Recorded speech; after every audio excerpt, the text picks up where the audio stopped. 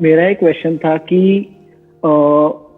Like कुछ भी कोई कॉम्प्लेक्स प्रॉब्लम आती है कि कोई भी जिसमें I have to think a lot, क्योंकि और अभी इतनी सारी मतलब everything is so convenient to us. मुझे लगता है कि जो मेरी थॉट प्रोसेस है लाइक क्रिटिकल थिंकिंग की, वो एकदम से रुक गई है जस्ट बिकॉज मुझे सब कुछ अभी मतलब रेडी मिल जाता है। तो कोई भी क्रिटिकल चीज आती है तो मैं उसको सॉल्व नहीं कर पाता। I always seek advice from someone, और कोई भी अगर एडवाइस देता है तो वो अपने एक स्टैंड पॉइंट से देता है and I always take that for granted. और मैं आई लाइक क्रिटिकली मतलब सोच नहीं पाता कि इस प्रॉब्लम को मैं पर्सनल लेवल पे कैसे सॉल्व कर सकता हूँ। ऑलवेज सीक फॉर समवन कि वो मुझे एडवाइस देंगे और then I will work on it. The problem that you are talking about कि भाई हम क्रिटिकली नहीं सोच पाते हैं या फिर किसी भी प्रॉब्लम की हम डेप्थ में नहीं जा पाते हैं, ये अकेले आपकी प्रॉब्लम नहीं है। जो आपकी जनरेशन है ना, ये मतलब you must be around 22, 23 if I am not wrong, right?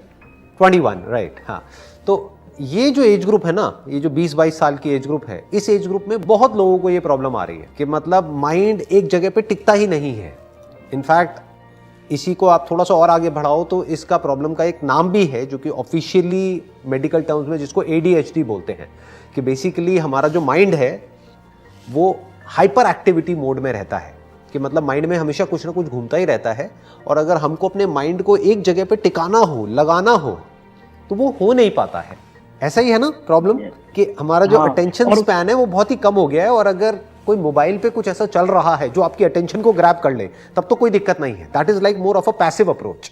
But अगर एक्टिवली आपको कहीं किसी प्रॉब्लम में दिमाग लगाना है और उस प्रॉब्लम की डेप्थ में जाना है और आउट ऑफ द बॉक्स सोचना है, तो वहां पे इश्यूज आने लग जाते हैं, क्योंकि वहां पे बेसिकली हमारी ऐसी आदत नहीं है, हमारी ऐसी हैबिट नहीं है। तो अब बात आती है कि इसका सोल्यूशन क्या है। आप क्या करो, अपने आप को किसी चैलेंजिंग एनवायरनमेंट में डाल दो जहां पर कि आपके पास में कोई ऑप्शन ना हो, बट आपको हर कदम पे दिमाग लगाना ही पड़े। For example, you can go on a track. आप जैसे अभी कनाडा में हो, राइट? तो वहां पे आसपास में कुछ ऐसी माउंटेन्स होंगी, कुछ ऐसे रीजन्स होंगे, कुछ वैलीज होंगी जहां पर के ट्रैक्स होंगे। तो आप ट्रैकिंग के लिए जा सकते हो। उससे क्या होगा कि you can't afford to be passive there, क्योंकि अगर आपने गलती करी तो पैर फिसल जाएगा, गिर जाओगे, लग जाएगी। हर कदम पे आपको अलर्ट रहना होगा। तो इससे क्या है, आपकी प्रैक्टिस होगी इस मूवमेंट में पूरी तरह से रहने की। वो जो आप प्रॉब्लम जो आप बता रहे हो ना, उस प्रॉब्लम की जड़ क्या है कि हमारा जो माइंड है वो इस मूवमेंट में नहीं रहता है, वो पास्ट में और फ्यूचर में भागता रहता है। अगर कुछ हमको ऐसा मिल जाए जो कि हमारी अटेंशन को ग्रैब कर ले, तब तो दिक्कत ही नहीं है, that is more like passive. But actively हम अपने माइंड को यूज नहीं कर पाते हैं कि एक जगह पे टिका करके रख पाए कई घंटों तक या कई दिनों तक एक प्रॉब्लम के साथ में ठहर पाए। तभी तो उसकी डेप्थ में जाएंगे, तभी तो हम क्रिटिकली सोचेंगे, तभी तो उसके अंदर से हम सोल्यूशन निकालेंगे। सो आप क्या कर सकते हो, इस तरह की कुछ चैलेंजिंग चीजों में आप इन्वॉल्व हो सकते हो। जैसे कि एक मैंने आपको बताया trekking, another could be sports. Sports is also very very good for activating the parts of your brain जो कि अभी प्रॉपरली यूज नहीं हो रहे हैं। और कुछ नहीं तो एज सिंपल एज दैट, मैं आपको एक और आइडिया देता हूं। कोई बुक है, मान लो आपने कोई बुक पढ़ी, तो उस बुक की आप एक समरी बना करके यूट्यूब पे अपलोड कर सकते हो। अब आपका सवाल होगा कि इससे क्या फायदा होगा, कौन देखेगा, कौन नहीं देखेगा। That is not important. Important is कि आप एटलीस्ट कुछ एक्टिवली कर रहे हो। वो यूट्यूब चैनल ग्रो होगा या नहीं होगा, आई डोंट नो, वो किसी को नहीं पता। हो सकता है हो जाए, बट मैं क्या कह रहा हूं कि एटलीस्ट एक बुक को जब आप पढ़ोगे और उसको आप क्रिटिकली एनालाइज करोगे, उस बुक को कंडेंस करके उसकी एक समरी बनाओगे।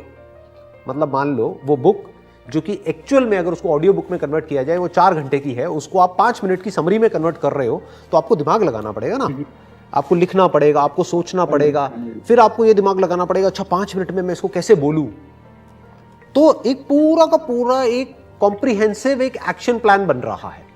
तो जब आप इस तरह से कुछ चीजें करोगे, और हो सकता है वो करने में आपको मजा आने लग जाए। करना कुछ भी नहीं है, फ्री का चैनल है, वो आपने बनाया, अपना वहां पे अपलोड किया, और आप तो वैसे ही कनाडा में बैठे हो, तो अगर उस बुक की समरी को लोग देखने लग गए और सुनने लग गए, तो होगा क्या कि आपको डॉलर्स में पैसा आएगा ना, right?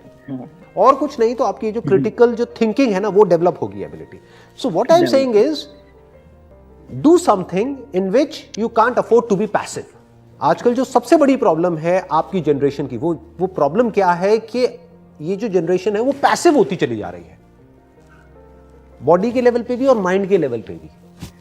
We need something to occupy our attention, मतलब हमको अपनी अटेंशन को कंट्रोल करके एक जगह पे टिकाना नहीं आता है। That is a big problem. Physically भी हम लेजी होते चले जा रहे हैं, मेंटली भी लेजी होते चले जा रहे हैं। तो डू समथिंग जिससे कि आप फिजिकली भी एक्टिव हो।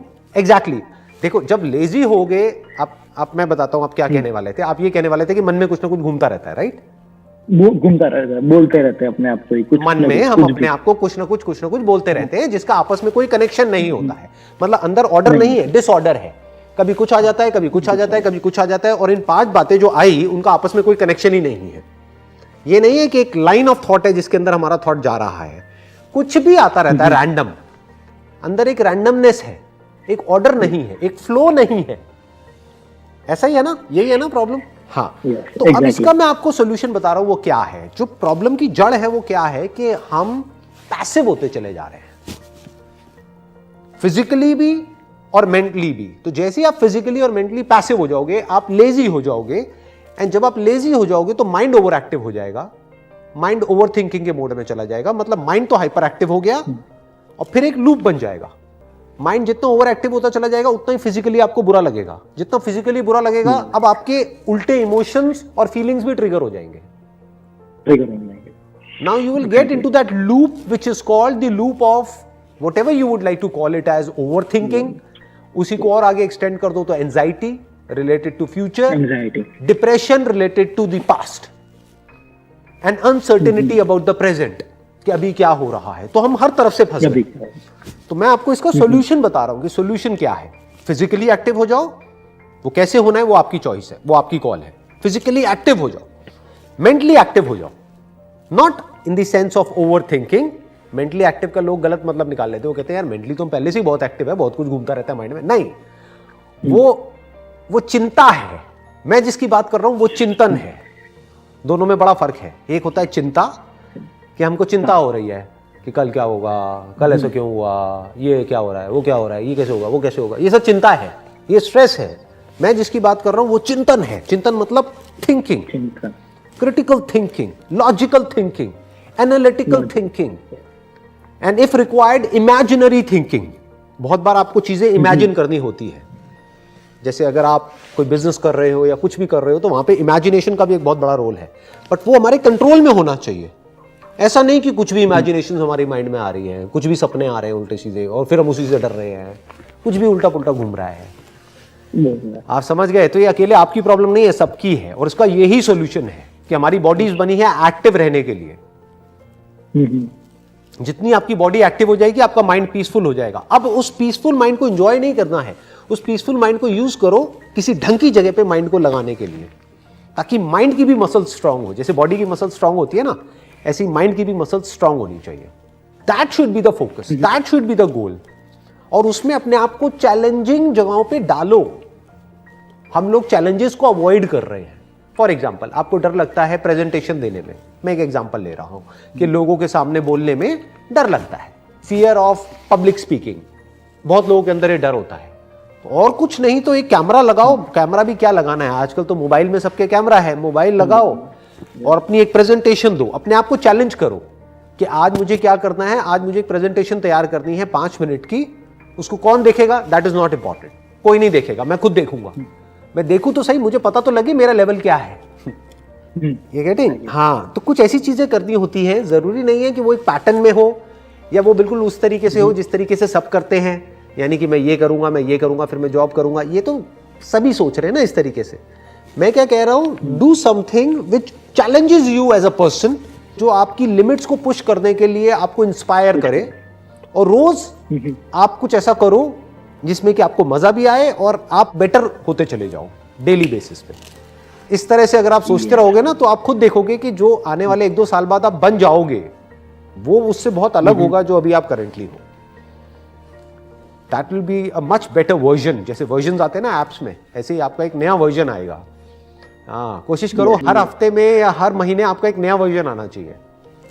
वर्जन 2.0, 3.0, 4.0, मे बी 100.0, व्हाटएवर, चलने दो ना, आगे बढ़ने दो। तो अपने वर्जन को कॉन्स्टेंटली इंप्रूव करते रहो, उस पर फोकस रखो। Yes.